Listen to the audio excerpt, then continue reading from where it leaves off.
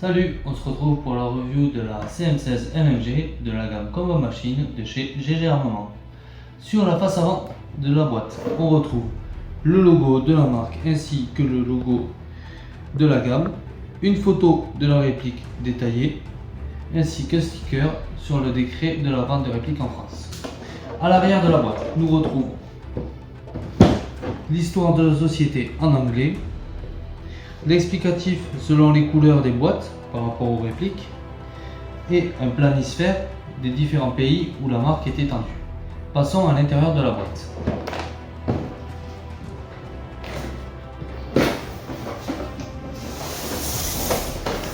Que retrouvons là-dedans? Nous retrouvons pour commencer une fiche de sécurité sur ne pas tirer sur les gens, ne pas tirer sur les animaux, ne pas regarder dans le canon. Un manuel d'utilisation en multilangue avec un éclaté de la réplique à la fin. Nous retrouvons une poignée bipied GG Armement,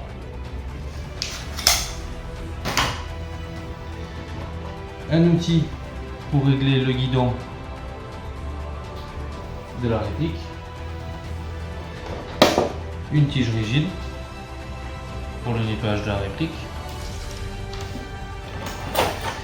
une bande de munitions en 5,56 avec ses maillons, un peu bling bling mais c'est déjà très joli.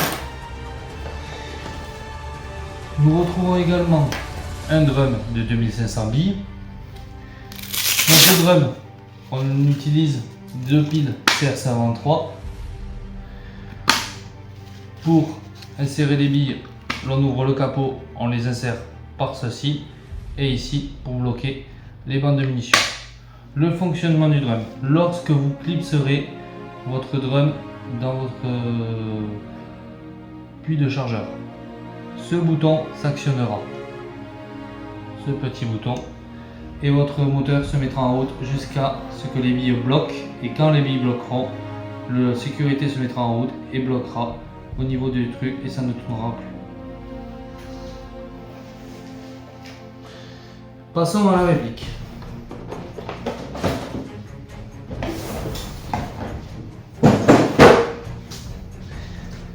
Elle se présente comme ceci: un cache-flamme métal, un emprunt des gaz métal, un guidon rétractable métal, un garde-main ABS M-Lock. Ici l'on peut retrouver le petit M du M-Lock, et en dessous on retrouve le petit GG Armement. Sur le upper, vous pouvez voir le petit insigne Combat Machine. Au niveau de la poignée, c'est une poignée de la gamme Combat Machine. Et pour la crosse, on retrouve la crosse typique de chez GG Armement avec ses 5 positions.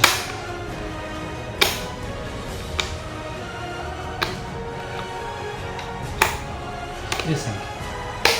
L'on retrouve l'orifice pour ranger les piles. À l'arrière, nous avons l'emplacement pour les batteries. Vous aurez un petit téton au-dessus, vous appuyez. Si vous avez des gros doigts comme moi, vous utilisez votre tige rigide. Vous y retrouvez à l'intérieur une prise Tamiya, un fusible et un MOSFET. Allez, alors pour cette réplique, Vous pouvez tourner avec une batterie 7.4 comme une batterie 11 ohms. Elle est équipée d'un ETU première génération. La puissance d'origine est d'environ 370 fps. Personnellement, je suis passé sur un ressort M80 pour laisser la puissance à 280 fps environ, avec une portée de 50 mètres tir tendu à cette puissance-là. Revenons à la réplique.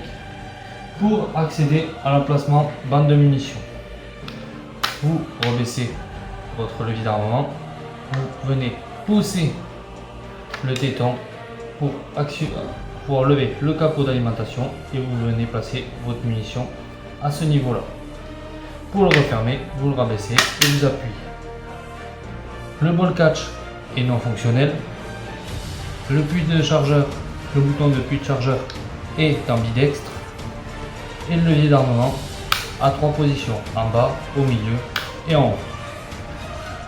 Comme je vous disais précédemment, le bouton de puits de chargeur est ambidextre. Ici, nous retrouvons l'emplacement pour le bloc pop-up. Pour le régler, vous tirez vers l'arrière et vous venez régler en cranté.